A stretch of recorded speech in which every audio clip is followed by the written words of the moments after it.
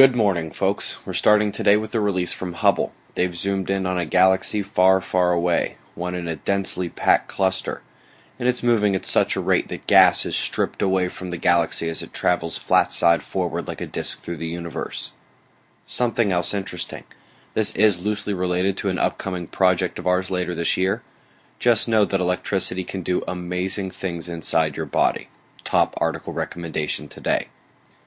Buoy in event mode, but it's not near India or Indonesia or Vanuatu or Kamchatka. This is just north of Puerto Rico, and is of subsurface cause. Those are way too big to be waves.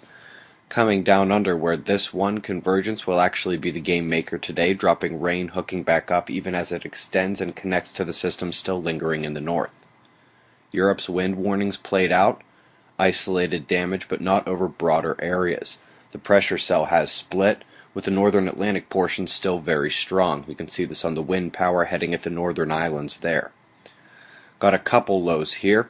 Top watch is out west where the humidity from ground all the way up through the clouds suggests the winter mix will continue in the north again today.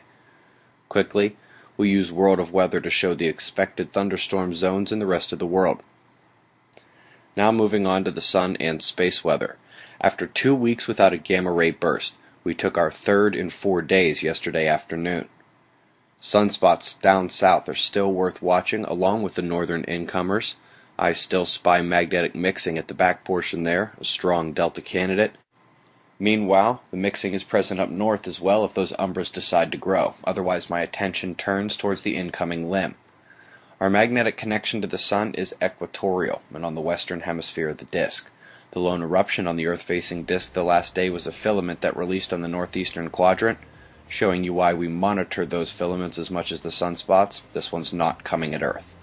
3 days of solar wind telemetry show falling density in orange, rising speed and plasma temperature in yellow and green. This is fairly normal variation or an uber-weak stream. Therefore, the KP is quiet. Low-energy protons are going a bit nuts, but those are not nearly as significant as the high-energy protons, which are calm. It's quite clear that today brings us the major coronal opening.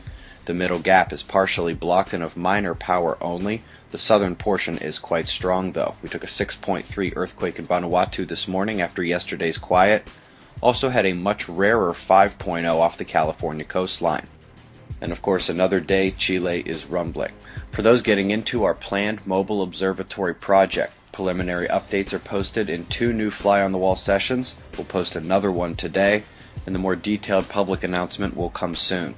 You can see large dark coronal holes, the thin dark plasma filaments, and the bright white umbras of the active regions. Current conditions and shots of our star to close.